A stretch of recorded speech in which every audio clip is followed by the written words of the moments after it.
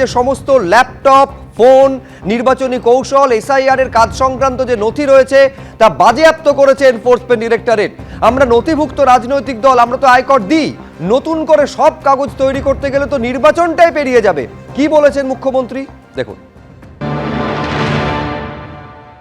অপারেশনটা স্টার্ট করেছে ভোর 6টা থেকে, যখন অফিসে কেউ ছিলই না প্রায়, এবং তারা এসে আমাদের পার্টির সব ডেটা, সমস্ত ল্যাপটপ, সমস্ত আইফোন বা ফোনে যে সমস্ত স্ট্র্যাটেজি আছে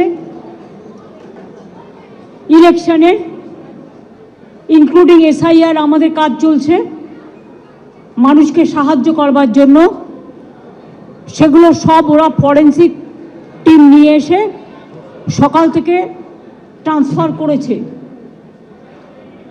আমি মনে করি এটা ক্রাইম। একটা পার্টি অফিসের, এটা প্রাইভেট অর্গানাইজেশন নয়।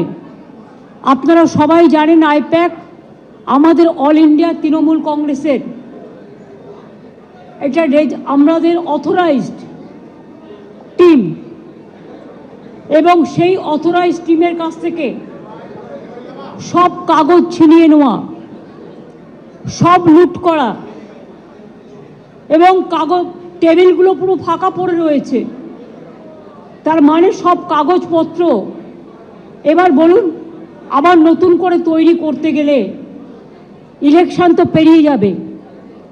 এটা কি ওদের ঠিক হয়েছে?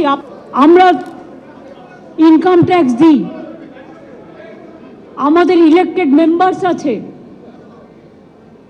আমাদের অডিট হয়।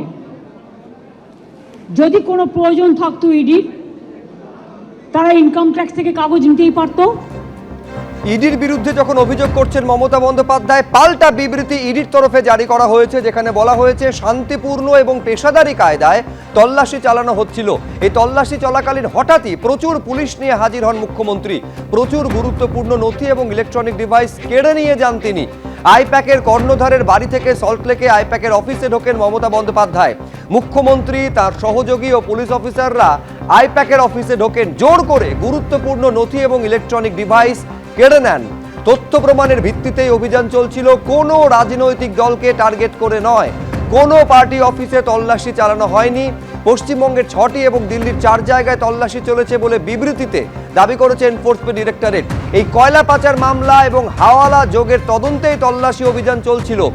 10 কোটি টাকা লেনদেনের সূত্রে আইপ্যাক কর্ণধারের বাড়ি এবং অফিসে তল্লাশি চালানো হয়েছে। হাওয়ালা চক্রের সঙ্গে আইপ্যাক জড়িত বলে বিবৃতি জারি করেছে ইডি।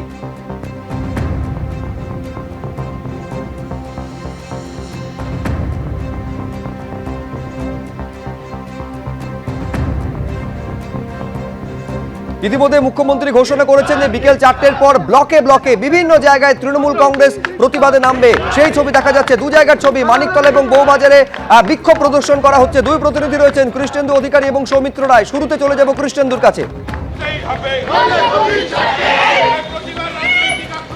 দেখো, আজকে যে নাটকীয় পরিস্থিতি, নজিরবিহীন সংঘাত, এবং তারই জেরে আজকে তৃণমূল কংগ্রেস রাস্তায় নেমেছেন।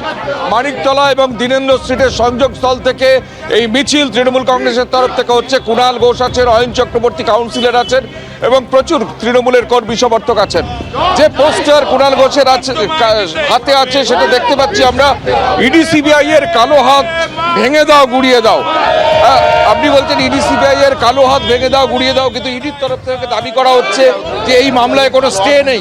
তারপরেও সমস্ত রকমভাবে চেষ্টা করেও যখন এরা বুঝে গেছে বিজেপি হারতে চলেছে, তখন নির্বাচন কমিশনকে ব্যবহার করে তারা এখানে ভোট চুরি করার চেষ্টা করেছিল এই এসআইআর এর নামে। সেই ভোট চুরি যখন তৃণমূল আটকে দিচ্ছে, তখন তথ্য চুরি করতে নামিয়েছে, তথ্য চুরি।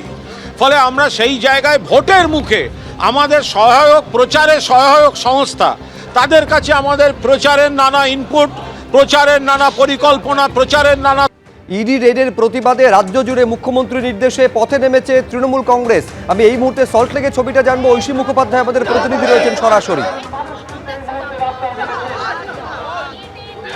একেবারে দেখো আইপ্যাকের অফিস এবং তার সঙ্গে প্রতীক জেনের বাড়িতে যেভাবে ইডি হামলা চালিয়েছে বলে তৃণমূলের অভিযোগ, সেই পরিপ্রেক্ষিতে কিন্তু দেখা যাচ্ছে যে প্রতিহিংসামূলক রাজনীতির অভিযোগ তুলে এই মুহূর্তে তৃণমূল কংগ্রেসের কর্মী সমর্থকেরা তারা সল্টলেকে বিক্ষোভ মিছিল করছেন এবং সেখান থেকেই যে বার্তা তুলে ধরছেন যে যেভাবে নির্বাচনের আগে প্রতিহিংসার রাজনীতি করার জন্য ইডি সিবিআইকে কাজে লাগানো হচ্ছে সেই বিষয়ে কিন্তু তারা প্রতিবাদ সংগঠিত করছেন।